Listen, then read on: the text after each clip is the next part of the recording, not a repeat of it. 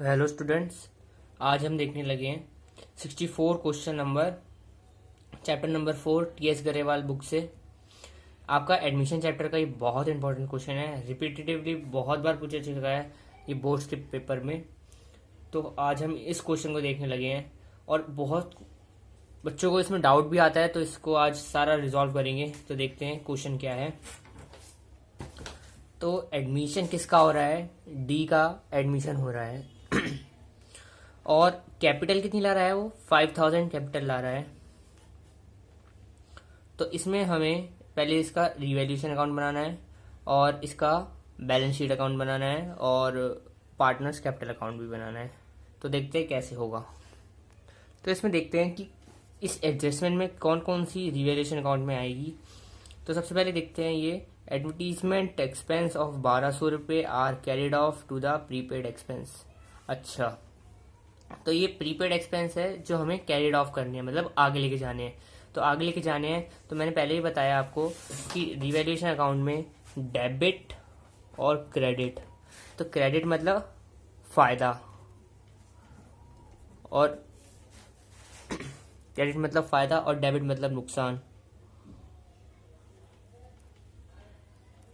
तो ऐसे हम इसमें देख लेंगे। तो प्रीपेड एक्सपेंस जो है हमारा, तो हमारे एक तरह से फायदा है, तो ये हमारी क्रेडिट साइड आएगा।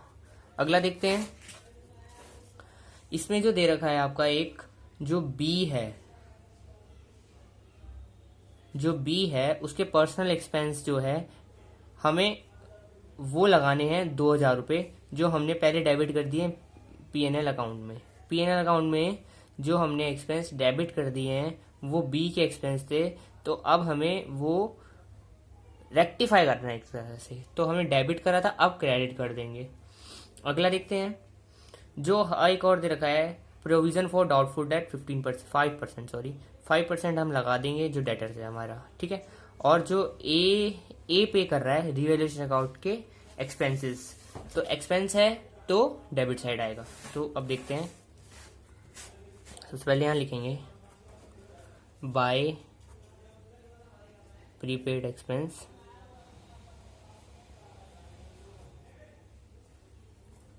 कितने हैं? 1200 रुपये।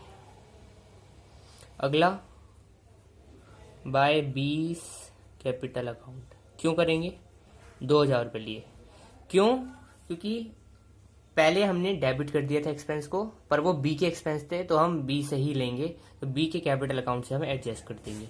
अगला देखते हैं, अब अगला देखते हैं प्रोविजन फॉर डाउटफुल डेट। तो क्या है? 5% लगा देंगे डेटर पे। डेटर है हमारे कितने के हैं? 3000 के, 30,000 के। तो 17,000 क्यों आया? 70,000। एक चीज ये देखते हैं, बहुत इंपॉर्टेंट क्वेश्चन है, बहुत ज्यादा। तो यहाँ एक थोड़ा छोटा सा कॉन्सेप्ट यूज होता है। इस क्वेश्चन ने बोला है कि जो बिल ऑफ एक्सचेंज था, यानी बिल ऑफ एक्सचेंज जो हमारा एक बीआर था, वो हमने डिस्काउंट करा लिया था बैंक से। तो यानी फर्म के पास पैसे आ गए थे, बैंक ने पैसे दे दिए थे फर्म ने। तो अब बीआर जो था फर्म का वो बैंक को दे दिया और बैंक ने फर्म को पैसे दे दिए 4000 रुपये। पर बैंक को उस बीआर के पैसे नहीं मिले, नहीं मिले। तो अब बैंक क्या करेगा कि जो फर्म का जो अकाउंट है बैंक के अंदर, उससे पैसे काट लेगा और जो वो बीआर है वो ऐड हो जाएगा। यानी हमारे जो डेटर है, यानी हम बीआर को हटा के हम डेटर में प्लस कर देंगे। कितने प्लस कर देंगे? 4000 प्लस कर देंगे और हमारे बैंक से जो बैंक वाले हैं 4000 माइनस कर देंगे। तो हम ये एडजस्टमेंट बैलेंस शीट में भी दिखाएंगे। और जो हमारे डेटर है, यानी कितने के डेटर है हमारे 30,000 के हमारे जो डेटर है प्लस 4,000 हम इसमें कर देंगे, तो 34,000 आ जाएगा। और इसमें हम प्रोविजन के 5% लगाएंगे। आई होप समझ आ गया होगा इसका। अगला देखते हैं, अब एस कैपिटल जो ए ने पैसे दिए थे रिवैल्यूएशन अकाउंट मैनेज करने के, वो थे 2100 रुपये, ठीक है। अब इसका टोटल लगा देते हैं, कितना आ रहा है? 38 3,000, ठीक है। और इसमें लगा देते हैं, इसमें लॉस आएगा तो लॉस ट्रांसफ़र कर देंगे ए, बी और सी के बीच में। उसके ओल्ड रेशियो में करेंगे, कितना आएगा फिर 300, 200 और 100, टोटल लगा के 600, ठीक। होप समझ आ गया होगा ये वाला। अब देखते हैं अगला। तो गाइज अब देखते हैं इसका पार्टनर का कैपिटल अकाउंट। इसमें सबसे पहले हम लिखेंगे इनका जो पुराना बैलेंस है वो लिखेंगे हम। तो इनका पुराना बैलेंस कितना दे रखा है, बाय बैलेंस BD करके लिख देंगे। कितना आएगा 60,000, 60,000 और 40,000। अभी जो हमारा D है वो नया पार्टनर है, D हमारा नया पार्टनर है, वो हमारा ऐड हुआ नया पार्टनरशिप में। अगला देखते हैं क्रेडिटर जो है हमारे, क्रेडिटर बोले तो अब इसमें एक एडजस्टमेंट दे रखी है। जो 10,000 के क्रेडिटर हैं वो ड्यू टू D है, तो यानी जो 10,000 के क्रेडिटर हमारे इसमें से माइनस हो जाएंगे और D में ऐड हो जाएंगे उसके कैपिटल के अगेंस्ट। तो कैपिटल के अगेंस्ट इसके जो क्रेडिटर है वो ऐड हो जाएंगे, तो यानी क्रेडिटर में इसके ऐड हो जाएंगे और हमारी बैलेंस शीट में से माइनस भी होंगे। और इसका जो एक्चुअल ये पैसे लाया है, एक्चुअल पैसे कितने लाया है फिर ये 40,000, और इसमें दे कितने रखे हैं 50,000, 50,000 यानी ये टोटल करके 50,000 लाया है। अगला देखते हैं बाय रिवैल्यूएशन का एक्सपेंस जो बियर किसने करा है, ए ने बियर करा है, ए ने बियर करा है और कुछ भी नहीं है, ठीक है। अगला देखते हैं जो रिवैल्यूएशन अकाउंट है। अब देखते हैं हम रिवैल्यूएशन अकाउंट। रिवैल्यूएशन अकाउंट में लॉस आया है, लॉस कितने का आया है वो देखते हैं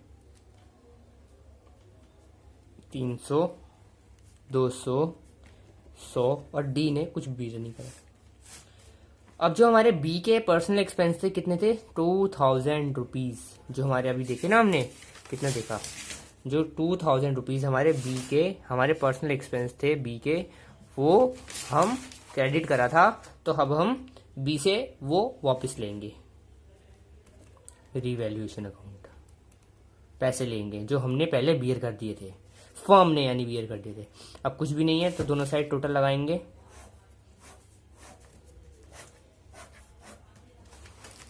टोटल लगाएंगे इधर का 61, 62, 60 और 40 और 50,000, यानी यहाँ तो कुछ भी नहीं है, यहाँ सीधा 50,000 आ जाएगा और यहाँ आ जाएगा 39,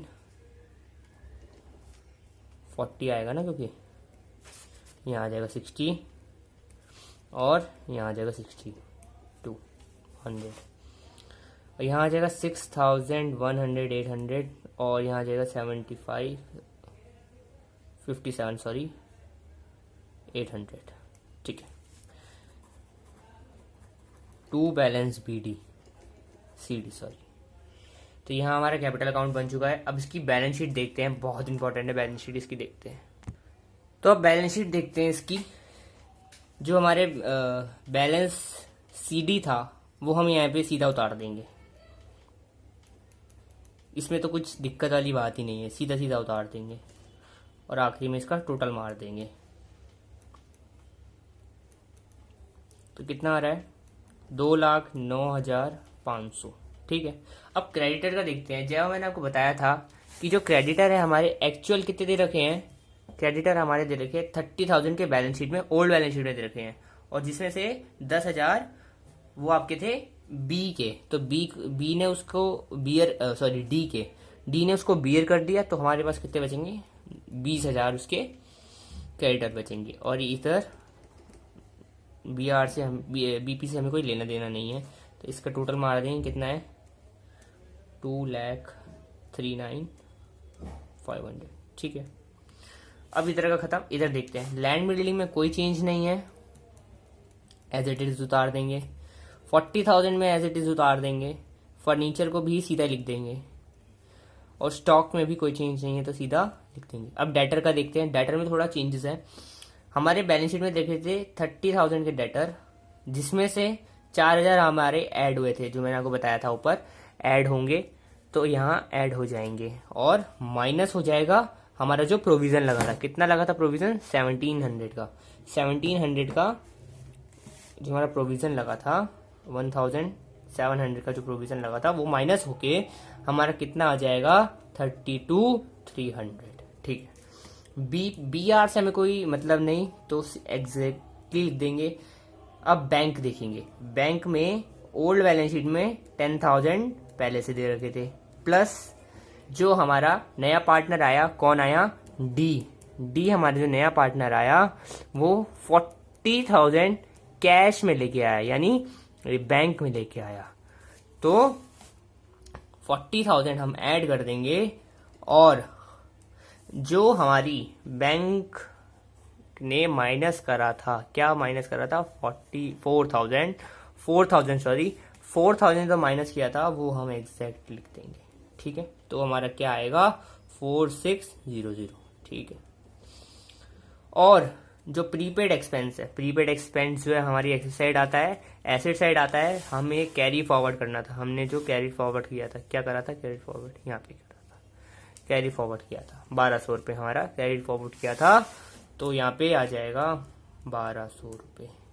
एक तरह से हम इसे ये भी समझ सकते हैं कि जब हम रिवैल्यूएशन अकाउंट बनाते हैं तो हमने ये सीखा था, जो अनरिकॉर्डेड क्या होता है?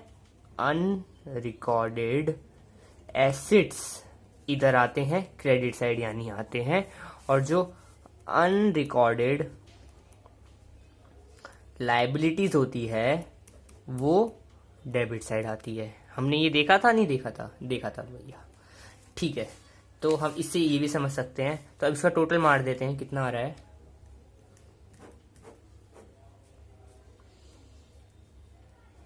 5932। ठीक है, तो हमारी बैलेंस शीट टैली हो चुकी है। तो बताइएगा कि क्वेश्चन आपको कैसा लगा, समझ आया, और लाइक कीजिए, कमेंट कीजिए। Thank you.